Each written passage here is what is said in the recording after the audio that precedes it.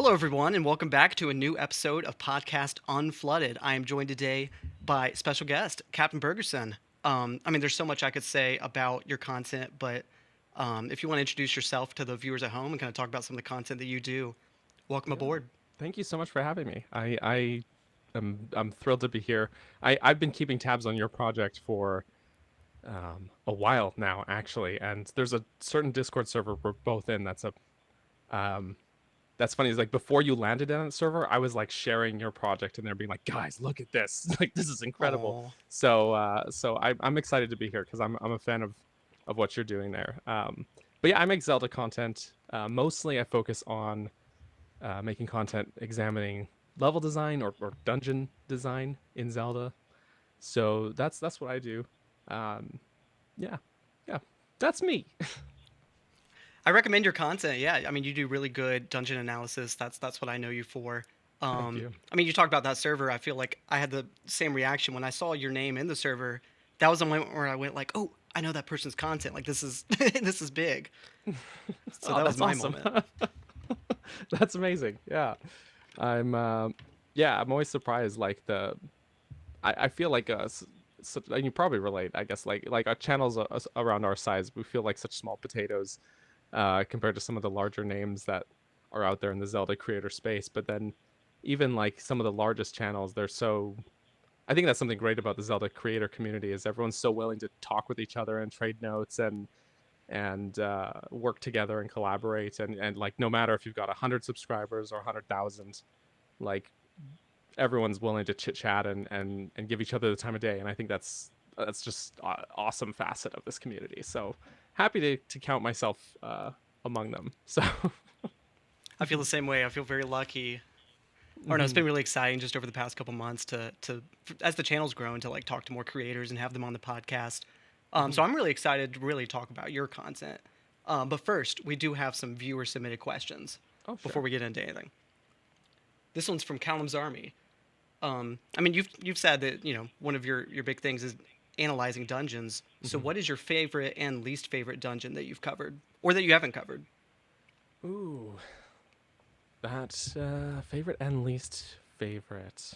Probably one of my favorites might be the Stone Tower Temple in Majora's Mask. I just love that dungeon. I think it's a great dungeon. It acts very much in the way that like I feel like a final dungeon should, and that it gracefully incorporates all of these gameplay mechanics that the rest of the game has teased, but not in a way that feels like forced in a way. Like some final dungeons feel like okay, like at the end of Ocarina of Time's dungeon, Ganon's castle. It's like, oh, now you're going into the forest temple room, and it's got like the symbol above the door, and now you're going to the fire temple room, and yeah, and it feels very like forced in a way that like they're recapping. Stone Tower doesn't feel like a recap, but it still works in all those elements. So it's just something I think is done really spectacularly there. So that might be my favorite to cover or that I've covered so far. Even if I think the video is not as great as it could have been in hindsight, but the dungeon itself is always like a pleasure to play through. Least favorite might be the ice palace in Link to the Past. I just do not enjoy that dungeon at all. It's the ice physics throw me. It's this whole like loop. If you mess up, you basically have to take a lap through the dungeon again. If you like screw up the final puzzle for it, it's just it's A Link to the Past is one of my favorite games ever, but that's like a low point of that game for me. So yeah, to the point where I would say like it's better to like go and do a different like the next dungeon first, like do them out of order to get the Cane of Samaria and then go back to the Ice Palace to skip that puzzle basically. So yeah, it's bad if it's like, oh, this puzzle's not worth doing, you know, because I'm a big puzzle guy. Mhm. Well, I guess like that's the question about I'd love to hear how you got into dungeons cuz dungeons in Zelda, there's so many different types of dungeons and they do different things even depending on the Mhm. game. Totally. Sometimes they serve different goals. So I guess I'm curious about like what drew you into analyzing them and covering them, and if there's like a certain style of dungeon in a particular game, even where you, I don't know, like I feel like the community's talked about like classic Zelda and classic dungeons, and I guess Mhm. do you feel like there's a difference between the way the different games approach dungeon design? Yeah.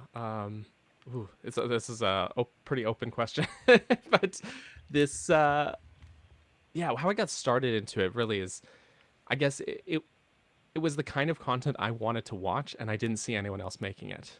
And level design really fascinates me. I think it's sort of like an unspoken art in games where if you can teach your player how to, play the game without inundating them with an essay of like paragraphs and paragraphs of text boxes, I think that's really special. I played a game, Red Dead Redemption 2, and I swear I only grasped that game fully and its mechanics fully on a second playthrough, because at the beginning of the game, that's what it does, is it throws text box after text box at you, just saying like, here's how horse mechanics work, and here's what this gauge does, and here's what this gauge does, and here's your weapon wheel, and here's what this weapon does. It's just like everything.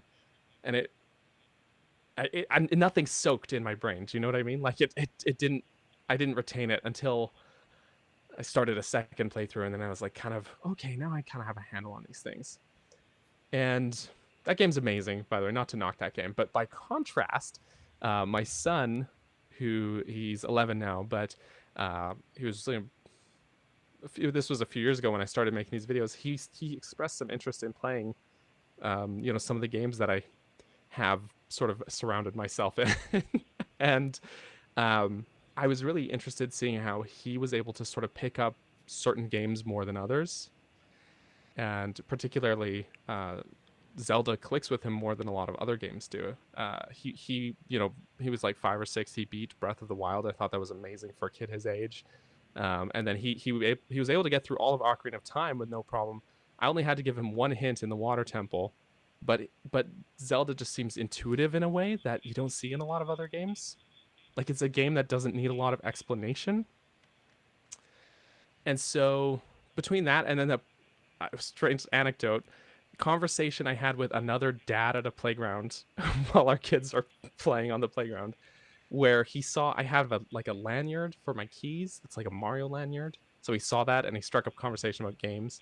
And he said something to the effect of like, "Oh, does your kid play games a lot?" And I was like, "Yeah, he plays all these games and we have fun together with it, and it's a great bonding experience for us as, parent and kid."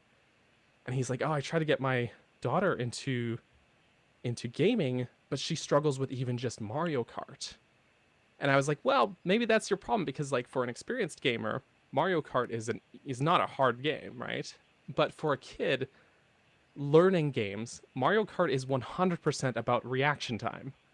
And a game like Zelda is a game where you can very much play at your own pace, and the game will sort of slowly teach you things. Mario Kart's a literal race, like so I don't know, like those sort of elements all came together, and it got my brain kind of juicing about, how what is it about Zelda that teaches its players so well how the game itself works? What's so intuitive about it? So that's kind of what spawned my interest in dungeons. So initially, that subject I was very just honed in on the tutorial of Ocarina of Time.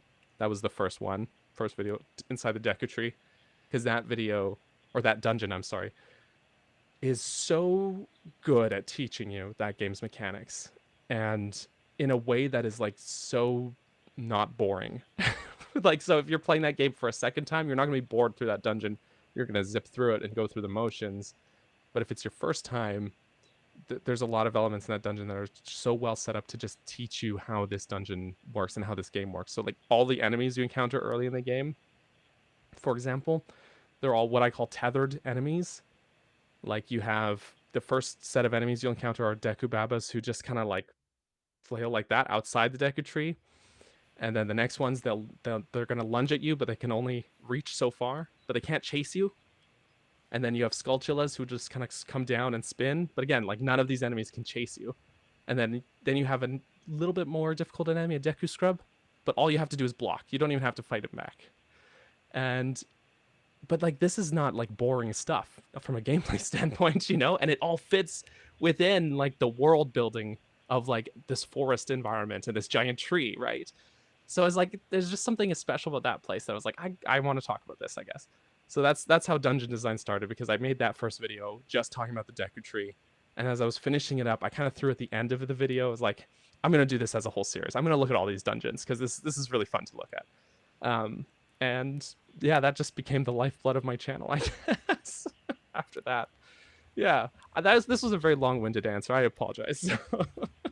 You're good. You answered the question, and I love there's stuff that you got into about especially the way that kids play the game. But I mean, us Mhm. all as players, we play games differently, I think, than the way level designers design them. Mhm. As players, like we're going moment to moment, we're trying to figure out just how to progress, how to get out of a room. Yeah. And I guess I'm curious because I feel like a great Zelda dungeon, you start that way and you're just like, how do I get from one room to the next? And by the end of the dungeon, you're Mhm. thinking about, oh, it's not just this puzzle in this room, but you know how rooms connect. You're going back to the same places with knowledge. And I Totally. guess I'm curious about just like even kind of with that in mind, um, is your experience playing dungeons after analyzing them, has that changed? Just all the work that you've done on your channel to pick apart how they work and how they're designed, does that change the way that you, especially when you play Right. like a new game that comes out, does that change the way you see it? Totally. And Tears of the Kingdom was the first game where I've played it with sort of a shifted perspective after doing these dungeons because I've played all these games before, right? And so, oh my goodness, I'm so sorry. Pardon me. I um I felt like I think I see those dungeons of Tears of the Kingdom differently than most people, for example.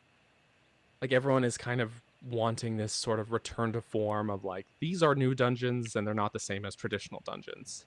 And yet I was playing through these and making videos of them and I'm like I'm finding a lot of very traditional dungeon elements in the DNA of these places. Um because after like marathoning all of these classic Zelda dungeons, I'm finding that like well, Zelda as a series has always played it fast and loose with how it structures its level design and stuff like that, right? So, um, like it's inside the Deku Tree is completely different than the Ice Palace, right? Of it Link to the Past, for example. And Skull Woods from A Link to the Past has this whole thing where half the dungeon is actually outside of the dungeon, and you have to kind of go zigzagging between this overworld area and this dungeon area underground, and so it's been eye opening, I think, for me.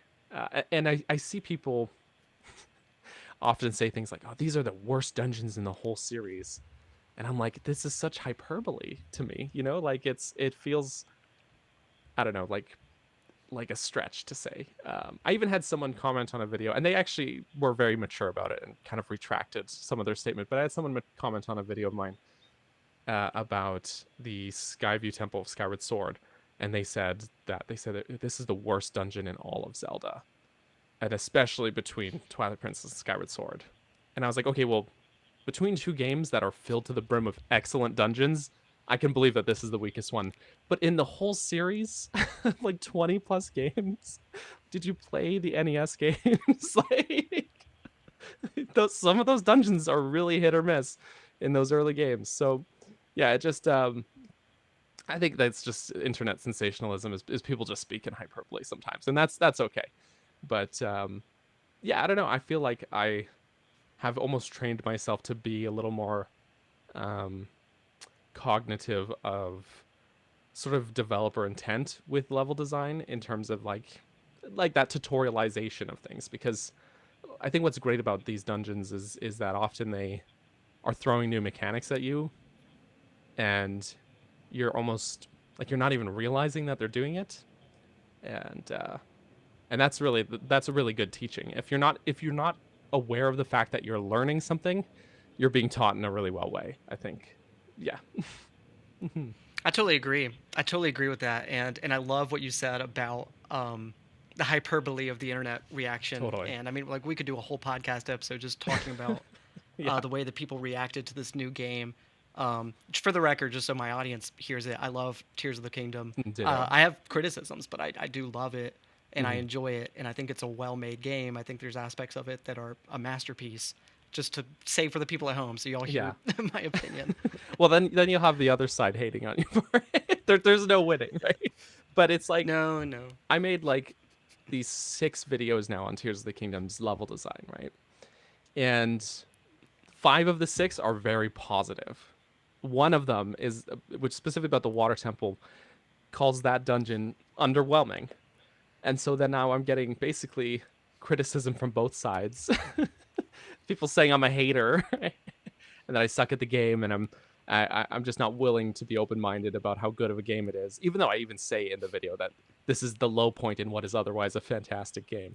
Uh, and then of course you get the other side of the argument if you sing your praises for the game of people being like, yeah, but you're stupid for not realizing how bad this game is actually. And it's it's very it's very baffling. And granted, I can see a lot of other creators' grievances with it are kind of exacerbated by the fact that like they make their living off of talking lore, and if they're not jiving with the lore there, then that's gonna affect them in a more personal way, I think.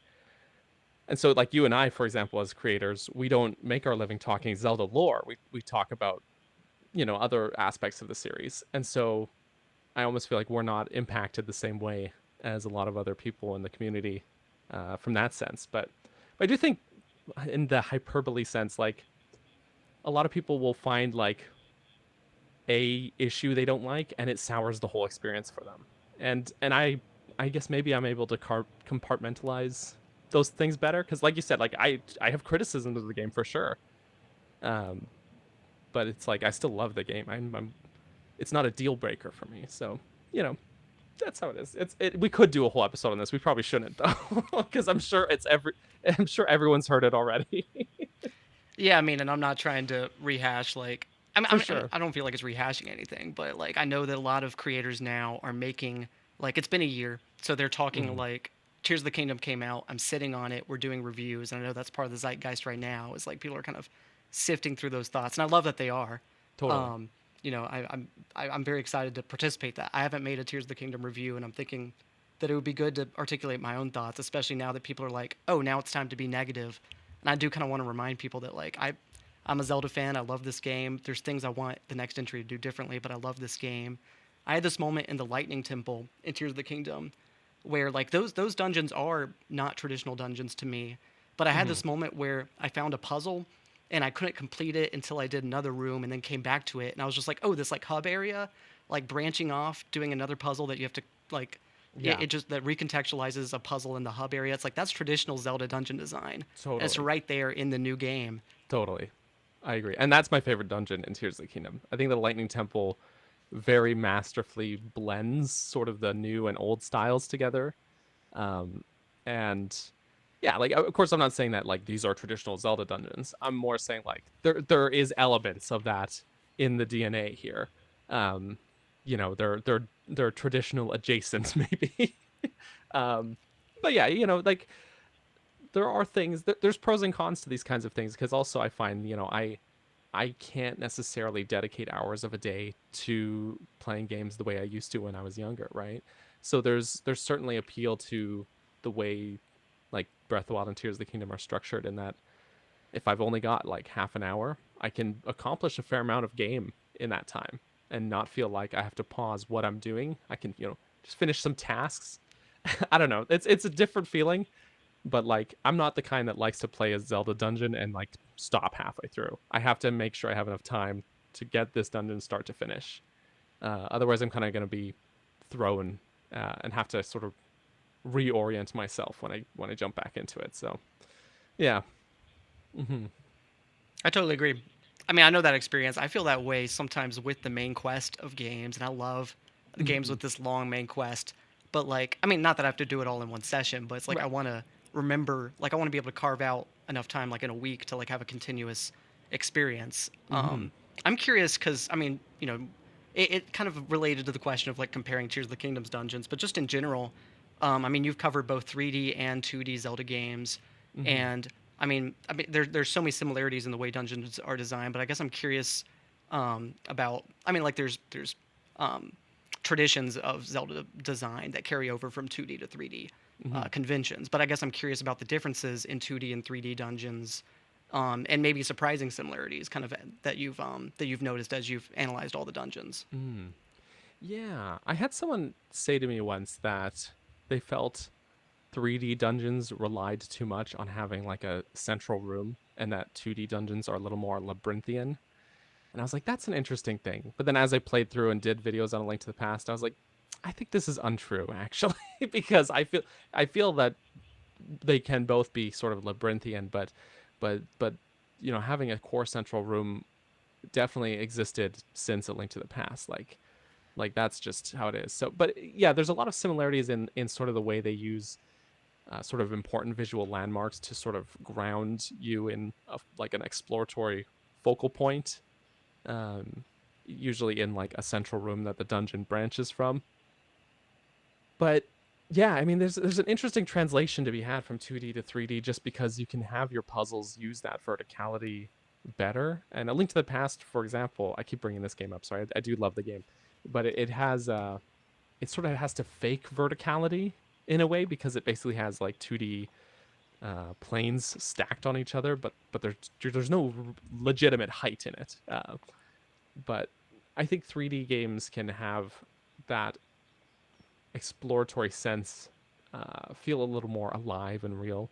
I think that's an advantage to the 3D Zelda games is their dungeons tend to feel more like real places in the world rather than video game levels, and that's not necessarily the case in 2D games. But the 2D there is something kind of pleasing about the 2D Zelda dungeon experience because there's sort of an eloquence to its simplicity in a way. Not that they're necessarily simple. They tend to have very good sprawling level design with great puzzles. Um, so not to say like they're bad or easy, but there's an element that's different there. That is, I don't know if I'm articulating this well, Well, I but think I've noticed what you're talking yeah. about like the simple elegance, at least in some games that I've played recently. Mhm, I have a friend who's been getting into 2D Zelda games. He's mhm. been actually kind of averse to the 3D Zelda games Interesting. in a weird way. I showed him Ocarina of Time, and I think it was just too old for him. But I showed him Breath of the Wild, and he also struggled to get into it just because I think it was too free form. Hmm. There weren't goals, but he loved the Oracle games.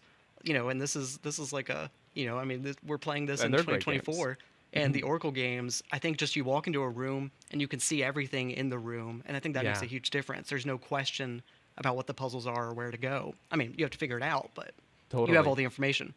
Totally. And they can tease things to you differently. For example, because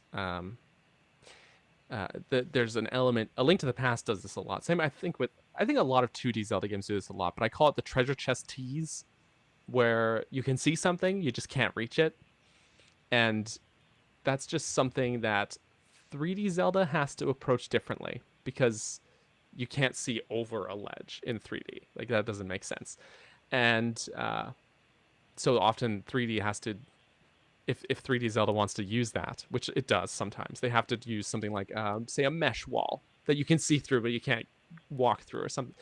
Uh, but yeah, there's something neat about walking into a room and just getting the lay of the land easier in 2D and being able to, almost have more information at your fingertips in a way. Um, I think sometimes that forces designers to double down on the puzzle aspect rather than the exploratory aspect in a way. But yeah, I mean they're both fantastic. I adore both facets of the games. I think it's just the limitation of the camera forces the designers to approach things differently, even if they're going for the same idea, right? Like an example is like in the first room of the Forest Temple of Ocarina of Time, there's a hidden treasure chest at the top of a tree, and if you don't explore the room properly, you're not going to find it. But in 2D, that wouldn't be much of a puzzle because you would walk in and if you had an overhead view, you'd just see the treasure chest there. So it's like that's something that works well in 3D, but wouldn't in 2D. But if, say, the treasure chest was on a ledge and you couldn't just climb the wall and you had to find an alternate route into the room, that's something that the 2D games would employ better. So there's a trade off, there's a give and take, I think, but it's the same concept, but they have to take those different approaches. That's really interesting. I mean, and I've seen this with chasms as well. Like you may Mhm. see like there's a part of the room that you just can't access because it has a door, and Right. that leads into a different part of the dungeon, so you just can't get to that yet.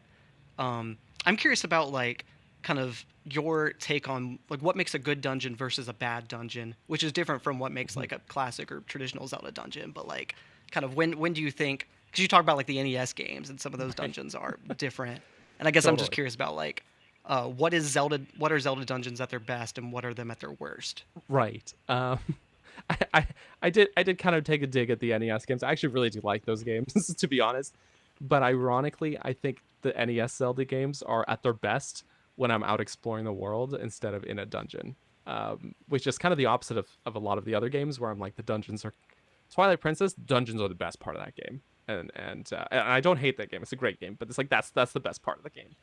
That's just the part I love the most. Um, but like NES Zelda 1, it's like it's just fun to explore the world. And the dungeons are like very just segmented boxes and then like boxes strung together. So um I'm getting sidetracked. I'm sorry. um but what makes a dungeon fun is I mean it is the fun factor, I guess, is what makes it good, because we could talk design and we could talk mechanics and all this stuff, but at the end of the day it's a video game. And if it's not fun, what's the point, right? So it depends what you find fun. But I really enjoy. I think atmosphere is really important. Like, there's something cool about stepping into a place and like having there's an air of mystery about it, or this sort of tension that you don't see elsewhere in the game. That suddenly kind of amps up as you walk in. A lot of games do this. Wind Waker does this actually. Like, you walk into the Earth Temple, like the stone tablet like crumbles, and you get this whole cutscene of like Link and Medley walking in together, and then jumping down the hole into the dungeon, and you're like, whoa, like this is gonna get real, So I think people don't talk about that vibe enough, but Skyward Sword does it too, where Link almost like braces himself and like steals himself before heading into a dungeon, right? Um, Mm-hmm.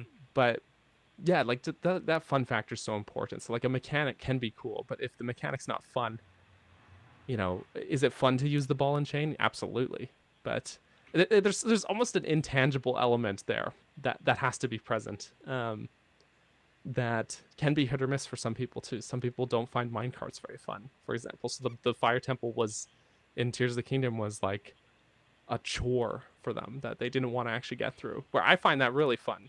I thought it was a cool thing to be able to sort of hit these switches and change the way the minecart tracks were oriented to sort of forge a new path.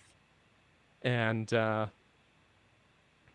was just something that I thought was really fun and cool. So there is that intangible element, but I think for me, like, a dungeon doesn't have to be hard or complex. Like I said, the Deku Tree is not a hard dungeon, but it achieves what it's doing so flawlessly that I think it's a great dungeon. So there's an element of developer intent, fun factor, and atmosphere, and interesting mechanics, and those have to kind of all fall into place in a way. I think if any Mm-hmm. one of those things is lacking, a Zelda fan might not be conscious of it, but they can tell. Like people can just tell that something's lacking, something's just missing.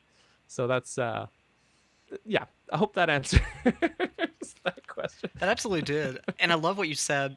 I bring this up when talking about music sometimes because I'm a musician. And Mm-hmm. like, what makes a good song? And complexity is not necessarily, like, I think musical interest is Mm-hmm. necessary, whether that's a catchy melody. But you don't have to have super complex chords. A lot of songs use very simple chords. And sometimes it's easy to get upset at that. But it's how it's used. It's not whether it's simple or complex. It's whether it's interesting. And I love like what you bring up about like the Deku Tree, because I feel this with Wind Waker dungeons. They're not super complex. Um, what does Mark Brown say with boss keys? They're follow the path dungeons, Right. but they're still fun because of the vibe, and the puzzles are fun. Like, it's Mm-hmm. that intangible appeal that you're talking about. It's not just like, is it hard? That's Mm-hmm. that's only, testing a player is rewarding, but that's only one aspect of solving a puzzle. Totally. Absolutely. And I've been compared to Mark Brown a lot, actually. I had not seen Boss Keys until after I started making level design focused videos. And someone was like, "Wow, this is great. This is." I think someone commented something along the lines of like, "Great, I have another series to watch while I wait for a new Boss Keys," which is flattering, by the way, to be compared to Mark Brown. I think he's a really smart guy, but I do think he has certain hangups that I don't have, I guess, and he is very focused on like complexity um over fun factor in a lot of time in a lot of ways. He at times also relies a little too heavily on graphs for my liking, and I understand his graphs, but like I don't like having to pause the video to like study a graph necessarily, and it works for him, and it's great. Again, I actually really do enjoy his videos, but he often glosses over things like the vibe, the atmosphere, the music of the dungeon, things like that are never something he really brings up um, when looking at Zelda dungeons. It's really just about, how many forks in the road are there, how many items do you need, and how reliant on them are you, and those are sort of the core focus of his analyses, and I think that's great, but there to offer a bit of criticism constructively, I just think like there's more to it than that. There is that, like you said, that intangible element of it is like music in a way, actually, because we that's a really great analogy that you made. It's like is is it fun to listen to? Like a song like Blurred Lines, which I hate, is undeniably catchy, but it's not like a complicated beat. You know what I mean? It's not like it's just it's but there's something about it that's like super catchy and it gets stuck in your head. So yeah, yeah, that's a great analogy. I might steal that. So You're welcome to. I'll give it to you. Yeah, I totally agree with what you said about critiquing. I'm not, I'm not here to say anything bad about Boss Keys. I love that of series as course, well. of But course. aesthetics do matter. This is Mhm. art, so aesthetics are part of art. And of course, what makes video games unique is that you can interact with them. Mhm. But they also contain music and art. I think my video went down, but Oh, oh, it's I'm back back. up. Can It you did. Yeah, it was still only see for me and hear like me? 2 seconds. You blipped out, but you're good. Okay. Yeah. The point I'm making is, yeah, I mean, you know what I'm saying. Aesthetics do matter. Music, visuals, like that all contributes to how a player feels about it. And I think it's okay to discuss Hmm. that and talk about that, because especially Totally. for Zelda fans, delving into like the theories of a dungeon and its story, that matters as well, and like how that pairs with what we're told about the location. This is Totally. all part of what excites us about a dungeon, keeps us talking about it, is all the aesthetics, especially. Absolutely. And by Mark Brown's standards, the Shadow Temple of Ocarina of Time would be a horrendous dungeon because it's so strictly linear, especially coming off the heels of the Water Temple, which I am a Water Temple stan. I will die on the hill of the Water Temple is a great dungeon, but but following up Ocarina of Time's Water Temple with the Shadow Temple, it's like you go from this very navigationally focused dungeon that's sprawling and massive to this dungeon that's like basically a tunnel from point A to point B. And by those standards, like this is not a good dungeon. The boss, or like the boss, is like way separated from the rest of navigation. It's like way on the opposite end of the dungeon. Whereas every other Zelda dungeon has, like up to this point in Ocarina of Time, has had the boss room relatively close to the dungeon entrance. Um, and you have, the hover boots and the map and compass are all found like within the first 10 minutes of the dungeon. Yeah, so like all these things are like not spaced out. So by his standards, terrible dungeon. But when I play through that dungeon, like just playing through it, there's more to it than just that because it's harrowing. It's legitimately tense. It's a great dungeon not because it's linear. It's great in spite of that linearity because you feel like you're descending into hell itself. Like you feel like and you're having to just like push on deeper and deeper, and there's a sense of of just like danger that the Water Temple doesn't have. So like, yeah, again, if we take that sort of graph approach of like here's what's good and here's what's bad about a dungeon, it would be bad. But the nuance of it, the actual experience is, I think, a really great dungeon. I think it's fantastic. Not my favorite dungeon in Ocarina of Time, but I would never call it bad. Hmm. I totally agree. I totally agree, and like I said, it's like that's how I feel about Wind Waker dungeons, because like they're also pretty simple, but they're still fun. Even knowing Exactly. the answers to all the puzzles, I played the game so many times, I know what to do, but yet the Hmm. experience of swinging on the grappling hook and using its items and combat, like I think Totally. like its combat is always engaging. For instance, that's part of a dungeon as well, even if it's not a part of the dungeon Yeah. design. That's still in the experience, and it's still affecting the way you experience it. I have two more Totally. questions for you. Okay. Perfect. Let's do it. And we're getting low on time. Okay. Yeah. I don't mean to take your whole day up. So, What was that? oh, I don't want to take up your whole day. So, yeah. Let's.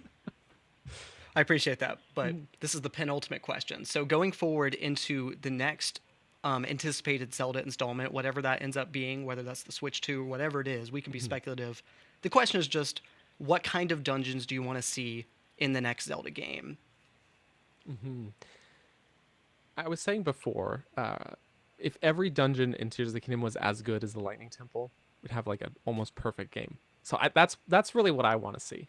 It doesn't have to be a 100% return to form, because I think people forget the Zelda series was kind of struggling in a way before Breath of the Wild came out.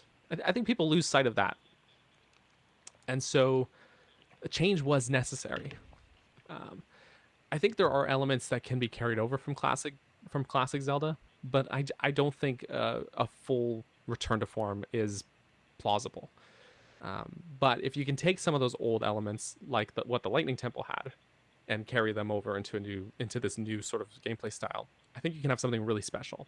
And yeah, so I think that's what I would like to see is you can continue having this style of dungeon, but if you keep keep digging into the DNA of the series and finding what these old elements that worked really well, and like the mirror puzzles of Lightning Temple are straight out of Ocarina of Time Spirit Temple or Stone Tower, or Wind Waker's Earth Temple has some of the series best mirror puzzles. So I love that dungeon. So like if you can keep pulling those elements and just keep sprinkling them through, and I think we would have maybe the best Zelda ever. Yeah. I totally agree. I think the best is always yet to come. I think Nintendo shows that they're willing to iterate and improve and listen to Mm-hmm. feedback, which is why I asked the question. If the hope that if they ever watch YouTube videos, um, I think they do. I like to think. hmm Mm-hmm. I do have one last question for you. For sure. This is it. This is it. So, answer well. All right. It's a very anticipated question.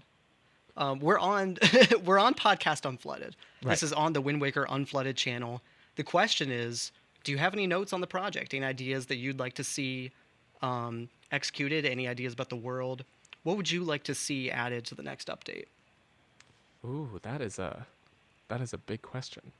Because yeah, I mentioned this when we were first starting, as I've been keeping up with the project for months now, many months, and so like it came up organically on my feed one day. Like I opened YouTube and I was like, whoa, like what is this? So um, I have to consider this carefully because I'm really not sure, honestly. The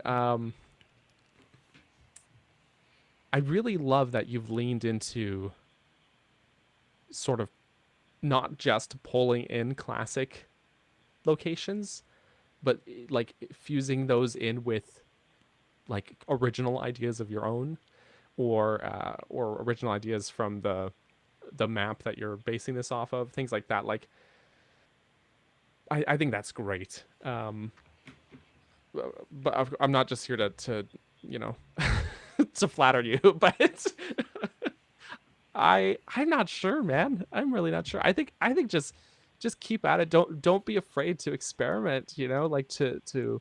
I don't think you are, um, but I think leaning into that sort of environmental storytelling and stuff like that you're doing is the way to go. So yeah, I don't really have any notes, man. I think what you're doing is great, and I love to see it. And it's awesome to see how it's progressed over all these months. Like um, so like I think the first one I saw, the first video was like just putting like a few like Ocarina of Time locations into it, and it's like it's expanded into something so much bigger than that. So I think that's really cool.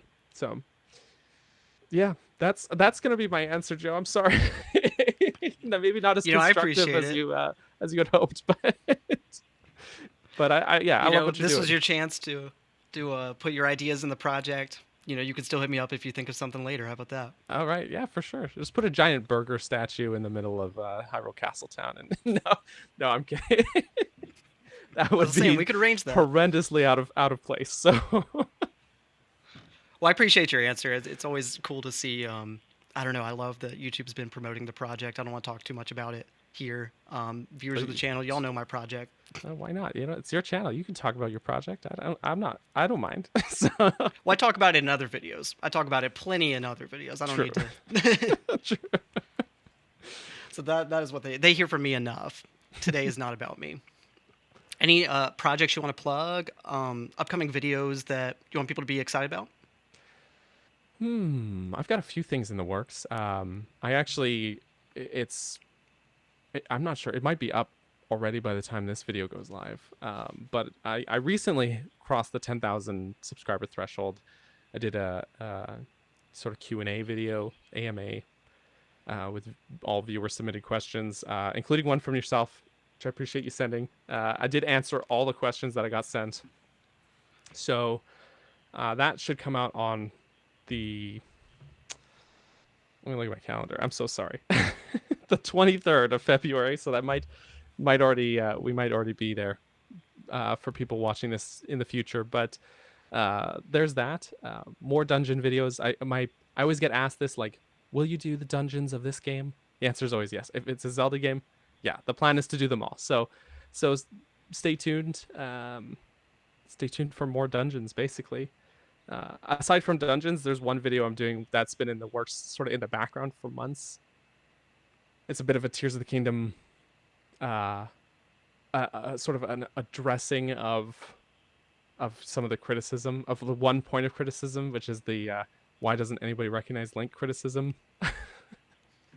and we're getting data driven and analytical with it. So that's something that has been... I have been keeping a spreadsheet and just plugging things in as I go for months. So look forward to that when that video finally materializes after, who knows. I just have to figure out how to turn a spreadsheet into a script. So yeah. Good luck. That's the hard part. That is the hard part. And not just a script, an interesting to watch one. So Well, yeah. I'm interested, just from the pitch that you gave just now. So I'm sure that, because that's a big point of criticism, is connecting the story. Totally. So I don't know. I'm interested in it. Yeah. And the idea is I'm sorting all of the NPCs in the game into like categories of how, if they do not recognize Link, or if it's ambiguous, and then looking at the reasoning behind that. And I think people will find that mostly, there are some exceptions, but for the most part, it makes a little more sense than I think people are giving it credit for. So, yeah. Well, I'd love to talk about that in the future, but I think Yeah. we're about all out of time for today. But thank you so much for being on the show. I really appreciate you being on and talking about this stuff. I think it's been an interesting episode. I hope the viewers agree. I would agree. I hope the viewers agree. And I was excited to have the opportunity to come on. So I really appreciate you having me, man. Well, it's been a pleasure. My co-host has, always reminds me to say we have a little slogan at the end of these episodes. So just a little blessing for y'all. Peace and love from us to y'all. Cut to black.